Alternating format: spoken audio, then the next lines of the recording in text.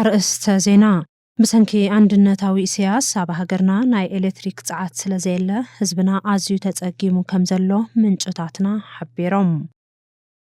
ኣብ ሱዳን ብሰንኪ ኩናት 37 ሚእታዊት ትካላት ጥዕና ኣገልግሎት ምሃብ ደው ከም ዘበላ ተሓቢሩ። እታ ናይ ኣይሁዳውያን ርስቲ ዝኾነት እስራኤል ኣብ ማእኸላይ ምብራቕ ካብ ዘለዋ ሃገራት ዝተፈላለየ ሃይማኖት ዘለዎም ሰባት ብሰላም ዝነብሩላ ሃገር ምዃና ተረጋጊጹ። ሰላም መታዕዘብቲ ቴሌቪዥን ሃገር ሓማሴን ዜናታት ዝዕለት ዘቕርበልኩም ኣስመረት ርእሶሜ ንኽትከታተሉ ብኽብሪ ንዓደምኩ ናብ ዝርዝር ዜናታት ክሓልፍ። ብሰንኪ አንድነታዊ ኢሳያስ ኣብ ሃገርና ናይ ኤሌክትሪክ ፀዓት ስለዘየለ ህዝብና ኣዝዩ ተጸጊሙ ከም ዘሎ ምንጭታትና ሓቢሮም።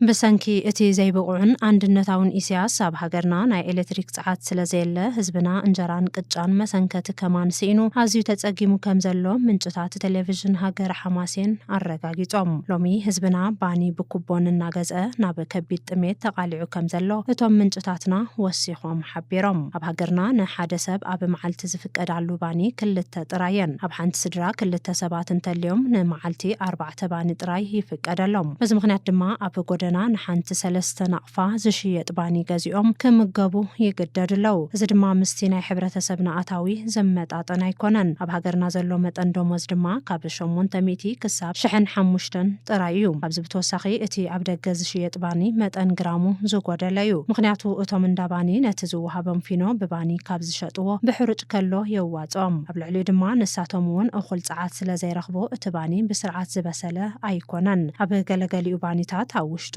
ቢሒቑ ኣለዎ። ሎሚ ህዝቢ ዓለም ዋላ ከም ኢትዮጵያ ዝበላ ድኻታት ሃገራት ኣብ ከተማታተን ዝነብር ህዝቢ መግቢ በዚሕዎ ከይረጉድ እናበለ ክጸምውን ስፖርት ክሰርሕን እናውዓለ ህዝብና ግና ኢሳያስ ኮነ ኢሉ ብዝፈጠሮ ጥሜትን ሕማምን ይሳቐሎ። ኣብ ኩለን ከተማታት ኣፍሪቃ ህዝቢ ብኤሌክትሪክ ምድጃ እናተጠቐመ እዩ ምግቡ ዝሰርሕ። መብራህቲ ውሕድ ግዜ ጥራያ ትጠፍእ። ናይ ሃገርና ነገር ካብ ሃገራት ኣፍሪቃ ፍልይ ዘብሎ ኣብ ሃገራት ኣፍሪቃ ዘሎ ህዝቢ ዝጠምን ዝጸምእን መድሓኒት ዝስእንን እተን ሃገራት ኣብ ውሽጠን ኩናትን ዕግርግርን በምህላው እዩ። ህዝብና ዝጠም ዘሎ ግን ኣብ ሃገርና ኩናትን ግጭትን በምህላው ኣይኮነን። ኢሳያስ ደይ መደይሉ ዝገበሮ እዩ። ኢሳያስ እዚ መግቢ ማይን መድሓኒትን ናይ ምኽልኻል ሜላ ሓደ ካብቲ ህዝብና ካብኡ ወፃእ ከይሓስብን ቀስና በለ ክደሃልን ርእሱ ከድንንን ክጸንትን ብምግባር ኣሜን ኢሉ ናብ ኢትዮጵያ ንክሕወስ ዝጥቀመሉ ሜላ እዩ። አንድነታዊ ኢሳያስ ንሃገርና ካብ ቁጠባን ካብ ዓለምን ዓፅዩ ንህዝብና ናብ ከቢድ መነባብሮ ፀገም ኣቃሊዕዎ። ንሱ ግና ንኸምስል ጀልፈፍ ዝበለ ክዳውንትን ሰንደል ጫማን ገይሩ ኣብ ቅድሚ ህዝቢ ክረአ ይፍትን እምበር ናይ ሃገርና ሃፍቲ ኩሉ ተቆጻጺርዎ እዩ። አንድነታዊ ኢሳያስ ንኣዋርቕና እንዳጓሕጓሐ ንባዕሉን ንስድሮን የውዕል ኣሎ። ኣብ ሱዳን ብሰንኪ ኩናት 37 ሚእታዊት ትካላት ጥዕና ኣገልግሎት ምሃብ ደው ከም ዘበላ ተሓቢሩ። ብሰንኪ ኣብ ሱዳን ዘሎ ኩናት 37 ሚእታዊት ትካላት ጥዕና ኣገልግሎት ምሃብ ጠጠው ከም ዘበላ ኣህጉራዊ ትካል ጥዕና ዓለም ኣፍሊጦም።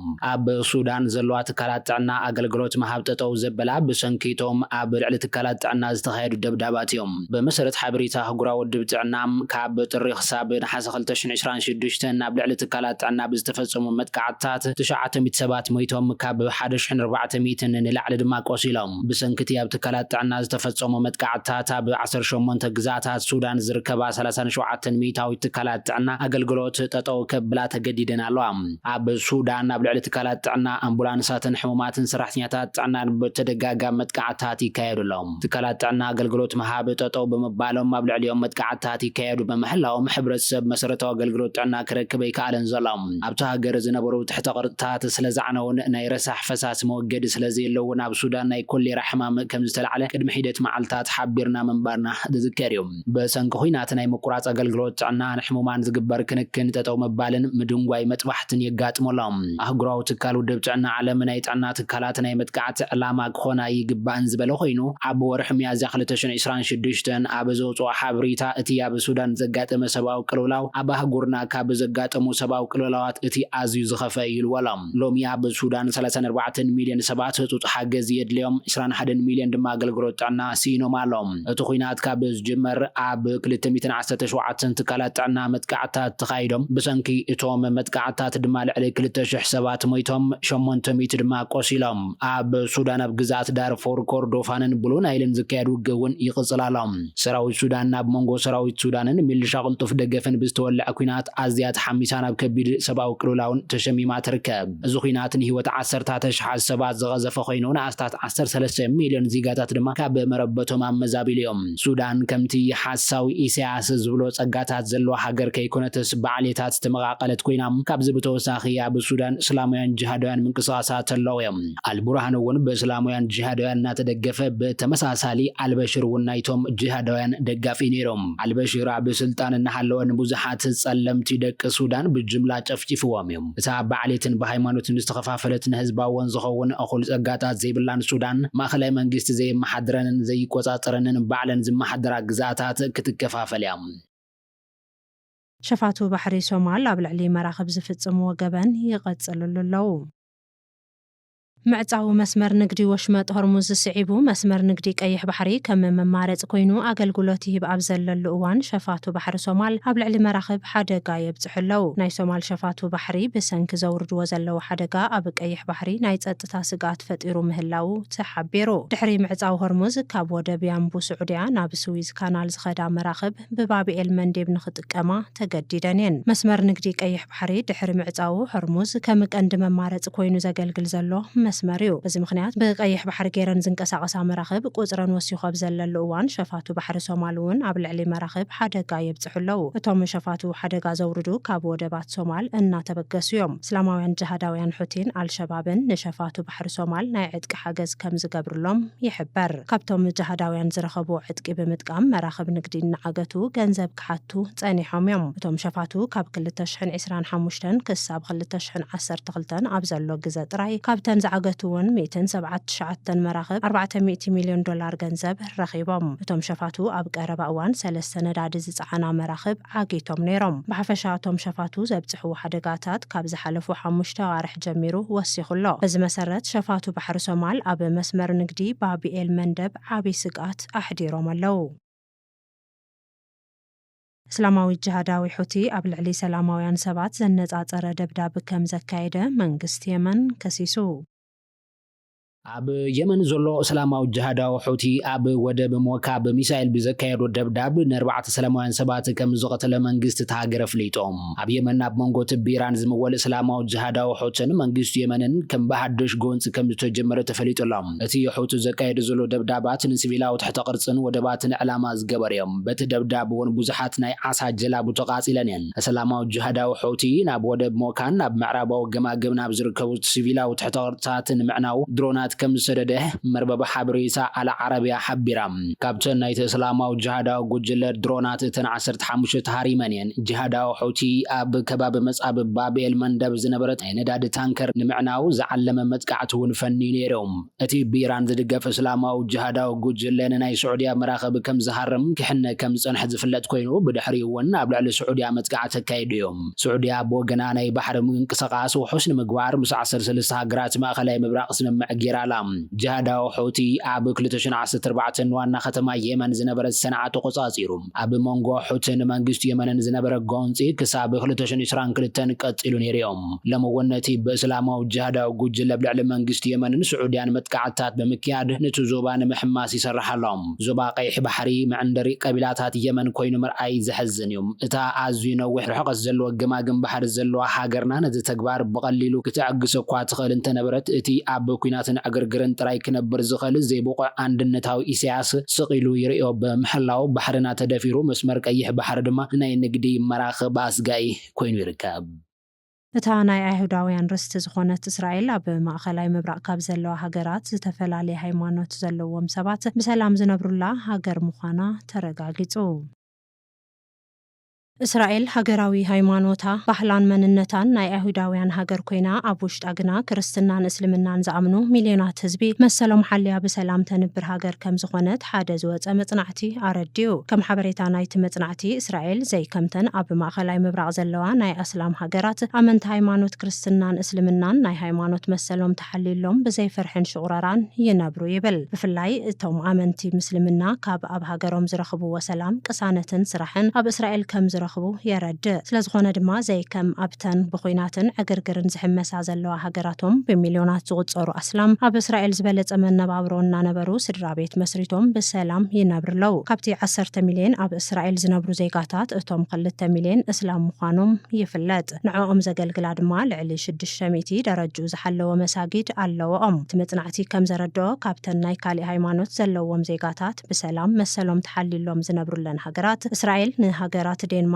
ጣልያንን ኣየርላንድን በሊፃ መበል 70 ደረጃ ሒዛ ትርከብ። እቲ መጽናዕቲ ብዝሰርዖ ተርታ መሰረት ስዑድያ መበል 142፣ ሶርያ መበል 151፣ ቱርኪ መበል 170፣ ኢራቅ መበል 193፣ ኢራን ድማ መበል 198 ብምስራዕ ንኻልእ ሃይማኖት ዘለዎም ዜጋታት ኣዝየን ኣጸገምትን ኣስጋእትን ብምባል የረድእ። ከም ዝፍለጥ ናይ ህዝቢ እስራኤል ሃይማኖት ኣብቶም 5 ናይ ሙሴ መጻሕፍቲ ኦሪት ዝተሞርከሰ ኦሪታዊ ሰረት እምነት ዘለዎ ጥንታዊ እምነት አይሁድነት እዩ። ልክዕ ከም ህዝቢ ትግርኛ አይሁዳውያን ከም ምኽንሻብ ደቂ ተባዕትዮ ዕለተ ቀዳምን ሰንበትን በዓል ፋሲጋ ምኽባርን ዝበሉ ሃይማኖታዊ ንጥፈታት የዘውትሩ። ታቦት ድማ እቲ ቀንዲ መለለይ ክብሪ እስራኤላውያን እዩ። ትግርኛ ሎሚ ንታቦት ዓድና ዘለና ስምዒት ዝለዓለ እዩ። እዚ ድማ ካብ ኣቦታትናን ኣቦሓጎታትናን ዝወረስናዮ ኦሪታዊ ክብሪ እዩ። ኣብ እስራኤል ካብ አይሁዳውያን ቀፂሎም ብበዝሒ ካልኣይ ደረጃ ሒዞም ዘለው እስላም እዮም። ይኹን እምበር ናይ እስራኤል ስርዓትን ሕግን ኣኽቢሮም ይነብሩ። ከም ግለሰብ ግን ድላዮም ሃይማኖት ክኽተሉ መሰሎም እዩ። እዚ ድማ ብመሰረት እቲ ኣምላኽ እስራኤል ንኣቦና አብርሃም ዝሃቦን ናብ ውልድ ወለዶ ዘመሓላልፎ ዝነብርን ርስቲ እዩ። ኣምላኽ እስራኤል ንኣቦና አብርሃም ንምድሪ ከነዓን ንውልድ ወለዶኻ ሂበካ ኣለኹ ኢልዎ እዩ። አብርሃም ድማ ኣብታ ርስቱ ተቐቢሩ ብተመሳሳሊ ኣብ መሬት ምስሪ ዝዓረፈ ዮሴፍ ኣብቲ ርስቲ ወለደይ ወሲድኩም ቅበሩኒ ስለ ዝበለ ናብ እስራኤል ወሲዶም ቀቢሮሞ። ትግርኛ ድማ ኣብ ዝኾነ ኩርናዓት ዓለም እንተሞይትና ሬሳና ኣብ ዓድና እዩ ዝቕበር። አብርሃም ኢሳቅን ያዕቆብን ናይ ደቂ እስራኤልን ናይ ትግርኛን ናይ ሓባር ኣቦታትና እዮም። ኣብ ሃገርና ዘለው እስላም እውን ንሕግን ስርዓትን ትግርኛ ኣኽቢሮም ክነብሩ እዮም። ካብ ዝወፃኢ ኣብ ሃገርና ብሕጊ ሸሪዓ ክትመሓደርን ቋንቋ ዓረብ ሃገራዊ ቋንቋ ክኸውንን ኣይነፍቅድን። ኣብ ስዑድያ፣ የመን፣ ኢራን፣ ሶርያን ኢራቅን ግና ካብ እስልምና ወፃኢ ካልእ ሃይማኖት ተኸታሊ ኮይንካ ምንባር ኣዝዩ ኣጸጋሚ እዩ። ናይ እስላም ሃገራት ኣብ ሃገሮም ካልኦት ሃይማኖታት ይኽልክሉ። ኣብ ኤውሮጳን ኣሜሪካን ከይዶም ግና ሸሪዓን ቋንቋ ዓረብን ከስፋሕፍሑ ናይ ወትሩ ሕልሞም እዩ። እዚ ካብ ክውንነት ዝረሓቐት ተሓሳስባ ብሰላማዊ መንገዲ ዕውት ክኸውን ስለ ዘይክእል ድማ ናብቲ ናይ ጅሃድ ዕላምኦም ይኣቱ። በዚ ምክንያት ኣብ ኣውሮፓን ኣብ ኣሜሪካን ብዙሓት ናይ ጅሃድ ተግባራት ተፈጺሞም እዮም። ዳርጋ ኩለን ኣብ ማእኸላይ ምብራቕ ዘለዋ ሃገራት ብእስላማዊ መንግስቲ ዘመርሓ እየን። ዕላማ ማሕበረ ኣሕዋት ኣግኣዝያን ንኣንድነታዊ ኢሳያስ ምስ ኣለናዮ ንሃገርና ወግዓዊት ናይቲ ኦሪታዊ ክብርታት ዘለዎ ህዝቢ ትግርኛ ምግባር እዩ። ምክንያቱ ዝኾነት ሃገር ዋንነት ክህልዋ ኣለዎ። እቶም ኣብ ሃገርና ዘለው ውሕዳትን ስደተኛታትን ኣስላምን ካልኦት እምነት ዘለዎም ሰባትን ድማ ናይ ውሕዳት መሰል ተሓሊሎም ልክዕ ከምቶም ኣብ እስራኤል ዘለው ኣመንቲ ምስልምና ብሰላም ክነብሩ እዮም። ኣብ ቤተ እምነት አይሁድ ዝነበረ ስነ ስርዓት ንምህዋኽ ዝፈተነ ውልቀ ሰብ ከም ዝተሓየረ ተፈሊጡ። ወዲ 46 ዓመት ዝኾነ ላሪ ሞንተስ ኣብ ማንሃተን ኣብ ዝርከብ ናይ አይሁድ ቤተ መቕደስ ብዝፈጸሞ ካብ ጽሊት ዝተልዓለ ገበን ተሓይሩ ከም ዘሎ ፖሊስ ኒውዮርክ ኣፍሊጡ። እቲ ገበነኛ ዝተሓየረ ዓርቢ ምሸት ኣብ ናይ አይሁድ ቤተ መቕደስ ዝነበረ ስነ ስርዓት ሃይማኖት ንምትዕንቓፍ ምፍታኑ እዩ። ካብዚ ብተወሳኺ እቲ ገበነኛ ኣብ ሓደ አይሁድን ኣብ ሓደ ኣባል ጸጥታን ኣካላዊ መጥቃዕቲ ንምግባር ፈተነ ገይሩ። ብመሰረት እምነት አይሁድ ሻባት ዝበሃል በዓል ካብ ዓርቢ ምሸት ጀሚሩ ቀዳም ዝኽበር እዩ። ኣብቲ በዓል አይሁዳውያን ናብ ኣብያተ መቅደሳት ኸይዶም ሃይማኖታዊ ንጥፈታት የካይዱ። እቲ ብልሳነ እስራኤል ዕብራይስጥ ሻባት ተባሂሉ ዝጽዋዕ ናይ ቀደም በዓል እግዚአብሔርን ንዓለምን ፍጥረታትን ፈጢሩ ዘዕረፈሉ መዓልቲ ንምዝካር ዘበዓል እዩ። ህዝቢ ትግርኛ እውን ንቀዳም ከም ቀዳመይቲ ሰንበትን ዓባይ በዓልን ብምምሳል ኣኽቢርዋ ይውዕል። ኣዴታትናን ኣቦታትናን ቀዳም ዝኾነ ስራሕ ኣይሰርሑን ነይሮም። እዚ ድማ ኦሪታዊ ሰረት እምነት ዘለና ምዃንና ምስ እስራኤላውያን ዘለና ምትእስሳር ዘርእን ሓደ ኣብነት እዩ። እቲ ናይ አይሁድ ሃይማኖታዊ በዓል كتعناقف زفتنا والقسب نحدا أيهود هاريمون نبرة بيت مقدس عنيون كابت قصر نخوات أب زفتنا له تتحيزيو أب أوروبان أب أمريكان أب ناي أيهود أبيات مقدسات زنت أرمت قعتتات كفت أمو تاني حميم قبل علي بيت مقدس زبط حمد قعتي أزيو زحمم كم زغنا بوليس حبيرو كنتبا كتما نيويورك بوغانو باتزتفت أمد جبن أزيو كم زسنبدا الرقاقيتو أتي أبي بيت مقدس زتفت أمد جبن أزيو زحممن زسنبدن كم زغنا سبسلطان نيويورك حبيروم أب موداتا أب نيويورك زنبرو أيهداويان دحننتهم تحليلو من خنبرو بعتب كم زسرحو سبسلطان كتما نيويورك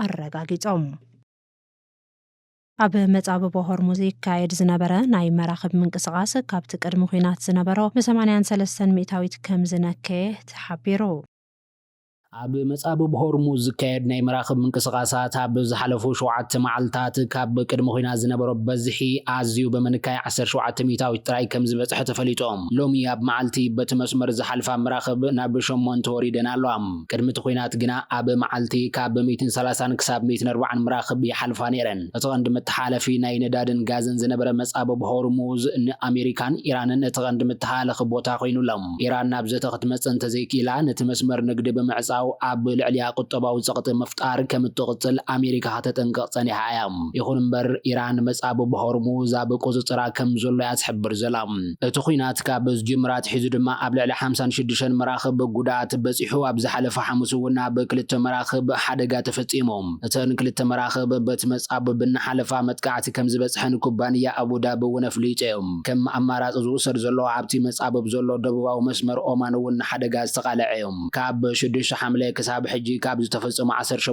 متقعتات وتم 16 أبز مسمر كم زتفصم تحبريتات يردهم إيران بت مسمر تقيما نداديا كتشيد سلازي كالت ناي گنزب حسرة غاتي موالهم كابز بتوساخي أمريكا أبل على إيران ناي كتبا أجداتات جيرات اللام مصاب بهرموز نهاجرات وشمت عرب نداد زشطالون يوروبان إيسيان زراخ بوسان مسمريوم كاب كلتشن إسران سلستن كساب كلتشن إسران حموشتن أبز نبرة قدم خويناتون إسرامي تاوتنا أحقورنا ناي تفترو غاز بهرموز يمحللف نهرهم باركس كبرات تعزبتي تلفزيون هاجر حماسين نزي ساعات سنبرنا زيناتات أبز زازيمنا مسز تعرفوا مدباتنا حدقكم أبز اللخمو سلام